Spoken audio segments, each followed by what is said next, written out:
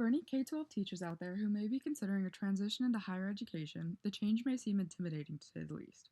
Working with elementary, middle, or high schoolers involves an instructional skill set where you, as the educator, are the end-all be-all with wells of knowledge to impart on your students. Effectively, you're working from the ground up. Teaching in higher education requires a pretty major shift in your mindset and methods of instruction. Your role in the classroom shifts from one of carefully controlled instruction to one of adaptive guidance and facilitation through new knowledge and skills. This major change may seem overwhelming, but understanding the foundational concepts underlying pedagogy and andragogy and where they differ is key to a seamless transition and understanding what an adult student may be expecting out of you as their teacher. Pedagogy refers to methods and practices used to teach children.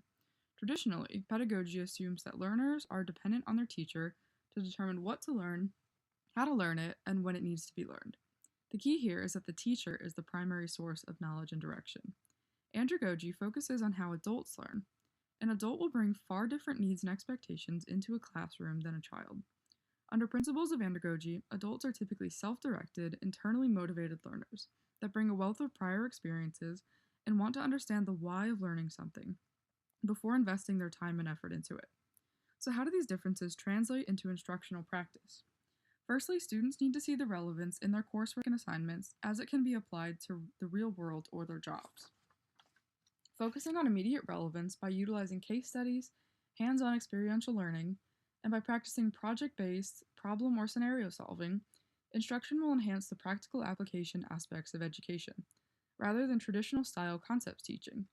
When learning is relevant and applicable to students' goals and needs, you can be rewarded with higher engagement and retention.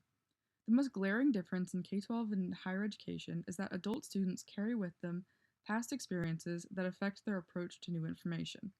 Creating opportunities to leverage prior experience through discussions, peer instruction, and an overall collaborative learning environment gives students a chance to connect what they know with what you teach. It shows them also that you, as the educator, value the unique skill sets and knowledge that they can bring to the class as an individual. This goes a long way in supporting adult learners through the challenges of returning to or continuing their education. And lastly, since you're working with independent adults rather than children, centering a classroom structure around students' freedoms of choice and autonomy translates well with the uniqueness of their individual learning journeys. Adults who are self-driven value control over their own learning and outcomes. This can be accomplished through offering more open-ended prompting or questions, or by offering choices when it comes to assignment formats or topics. This allows an adult learner to tailor their education to better fit their needs, and the flexibility can help to foster some motivation in students. Working with topics that fit their interests will aid in the outcomes of their work and investment in the course material, far more than fixed subjects that they might not even deem relevant to their time.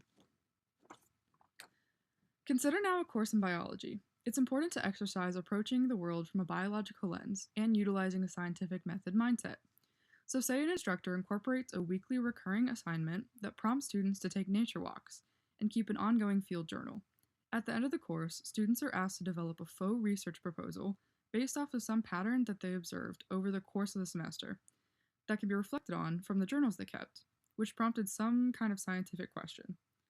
All at once, this offers students freedoms to pursue topics that are relevant to a future career they might want to pursue, gets them into an observational mindset habit, and offers a chance for them to practice the scientific method from observation to study design, which may become directly applicable for future study or going into research. So while transitioning from K-12 to higher education, some of the main difficulties may come from the shift of directing learning to facilitating learning. What can be helpful is reframing the relationship of educator and student from that to one of collaborative partnership in a student's educational success. You as the educator must allow space for the student to take an active role in directing their learning journey with your support. Other difficulties that can be encountered from the transition might include meeting the diverse needs of adult learners, leveraging their experiences effectively, and maintaining engagement. Utilizing the aforementioned strategies and remaining adaptable to what adult learners need are the keys to effectively addressing these concerns. Understanding the conceptual differences between pedagogy and andragogy is the first step to developing instructional expertise effective for moving into higher education. Thank you so much for listening.